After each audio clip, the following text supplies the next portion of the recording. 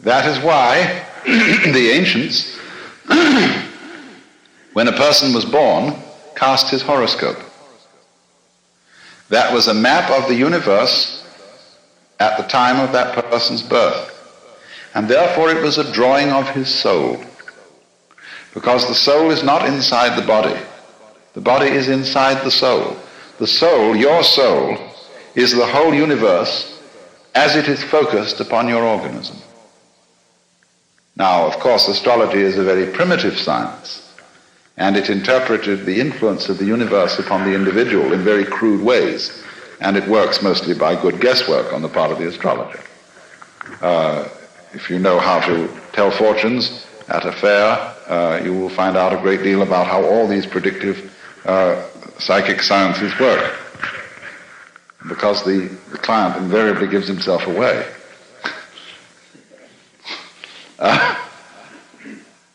Either by his anxiety to be told the truth or by his anxiety to conceal it. They work equally well.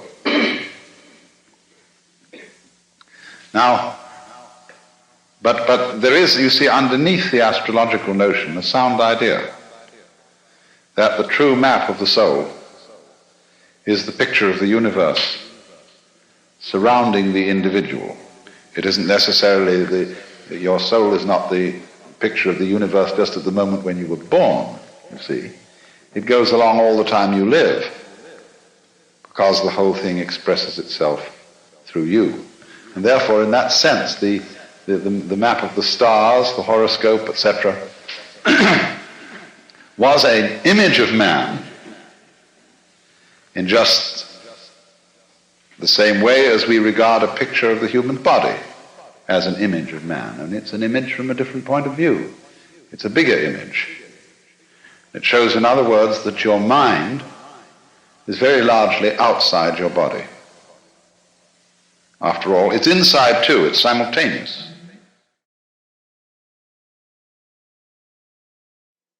And their theories about how the universe is constructed have become sort of the unconscious basis of all later magical speculation. They are the people who brought the angels into the picture so intensely, because they were trying to create a descending hierarchy of being from the most high down to the most low.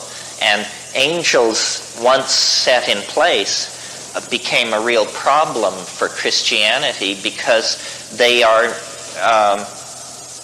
not very easy to distinguish from the old stellar demons of paganism.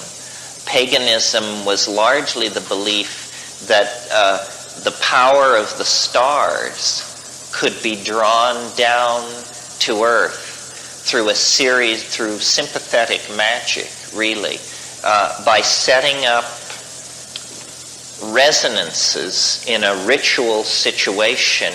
You could draw the power of the stars down into your projects and your intentions. And the late Middle Ages was a period of intensely working out all the associations between minerals, colors, perfumes, plants, musical notes and styles, so that you could then bring together all these things for purposes of magical evocation.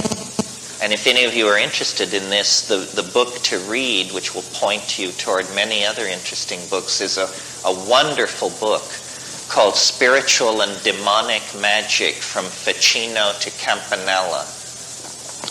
And in the Renaissance, over a period of about 3 generations, this became a real problem, because what starts out as angel magic ends up as out-and-out demonic conjuration. Something which I've noticed my 14-year-old son has an incredibly unhealthy interest in, which I did as well at his age. I hope it's not the family curse coming back.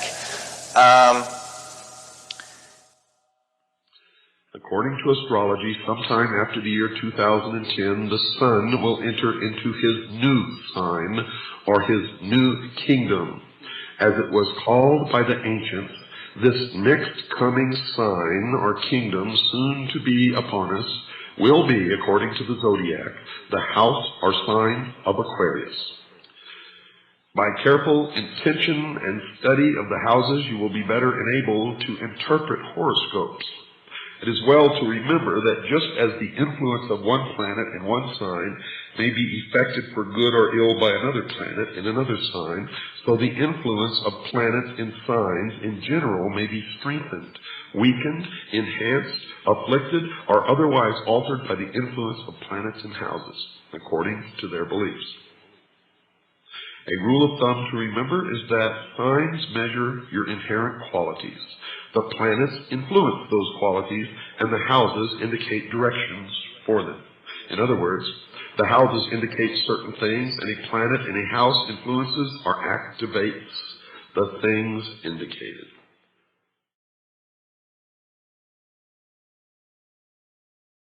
I want to say one thing since you brought that up. Astrology comes from Babylon. The high priests of Babylon were called the Chaldeans, and they invented astrology. It is the cornerstone of witchcraft, spell casting. If you take astrology away, witches can't cast spells. And the 18th chapter of Deuteronomy lists the death sentences that the Jews used to have on them for doing things, and following the stars is one. So when somebody comes up and says, "What sign are you?" say, "The sign of the cross." Now I'm going to tell you something. In witchcraft, they have a belief that says you are what you are when you were born.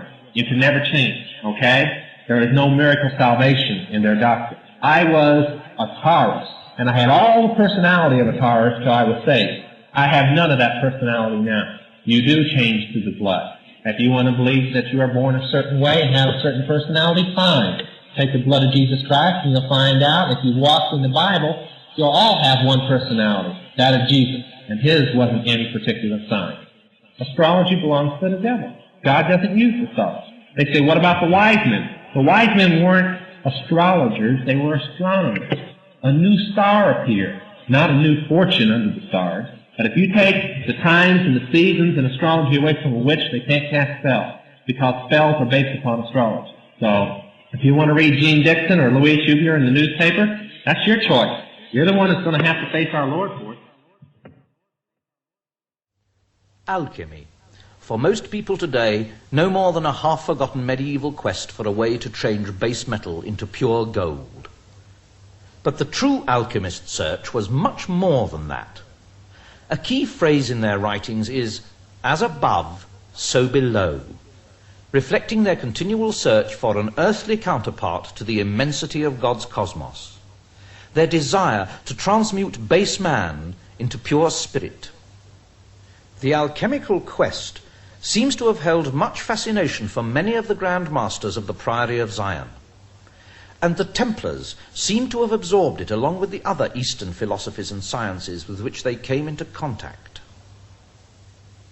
As above, so below. Base man into pure spirit, a religious concept. The subject for the morning has been an object of considerable controversy. And back in the old medieval periods, there were very elaborate works dealing with magic. Magic sometimes uncertain, often unsavory in those days. Dark circles at the crossroads, haunts, various forms of black magic. All these finally gathered together under the general term of the astral light. The word itself, of course, is a perfectly innocent word. It really means essentially the effects of the stars, the convergence of star energies upon the atmosphere of the earth. We have a feeling of what they do when they affect us. We are informed, at least in part, of starry influences. But the effect of these influences upon the earth's subtle atmospheres became the basis of an elaborate structure in magical thinking.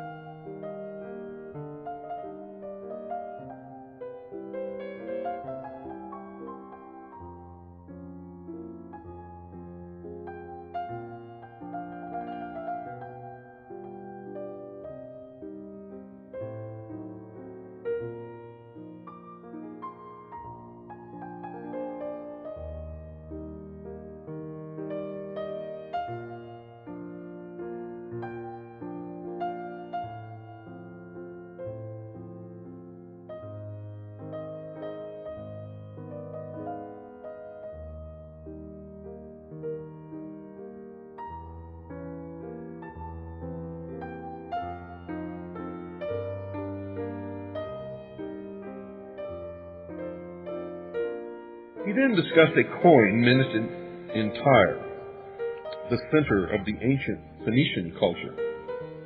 This coin was also the subject of an article in the September 1986 issue of the Good News magazine. It depicted a serpent entwined around a tree stump. To the left of the stump stood an empty cornucopia, and to the right a flourishing palm tree. The snake on the coin is the symbol of the powerful god whom the Romans called Asclepius. The name means the man instructing snake, or the snake that instructs man, and the article then reported, quote, in mythology, Asclepius was believed to be the child of the sun, and thus the enlightener of mankind. As the legend goes, Asclepius was ultimately struck down by a thunderbolt thrown by an angry Zeus, king of the gods, and cast into the underworld. Unquote. The tree stump, folks, represented the fallen god and his ruined kingdom. In the mythologies of many ancient civilizations, the image of a fallen tree was used to symbolize the cutting off of a great god or hero, someone cut off in the midst of their power. You see, the snake on the coin was shown twisting itself around the dead stump, exerting its power in an attempt to restore his fallen kingdom. The cornucopia is an ancient symbol of plenty, but it was empty on the coin. And this has been interpreted as meaning that the abundance had been cut off because the great God has been cut off. However, folks, the implication is that the horn of plenty will return when the fallen god is restored to his rightful position. The palm tree shown on the coin is a well-known symbol of victory, so it appears that the coin was minted to depict the anticipated return of the fallen snake god to the world. And the Bible talks about a fallen serpent in the book of Revelation, chapter 12, verse 9. However, in this case, folks, the snake is connected to another symbol of the serpent, a great dragon. Quote, and the great dragon was cast out, that old serpent called the devil and Satan. Unquote. Is the serpent worshipped in the ancient mysteries and a symbol in the Masonic ceremonies, a symbol of Satan, the devil? As has already been discussed, there is indeed evidence, folks, that this is the case. And once you have confronted the evidence and studied as much as I have studied, you will know that they are one and the same.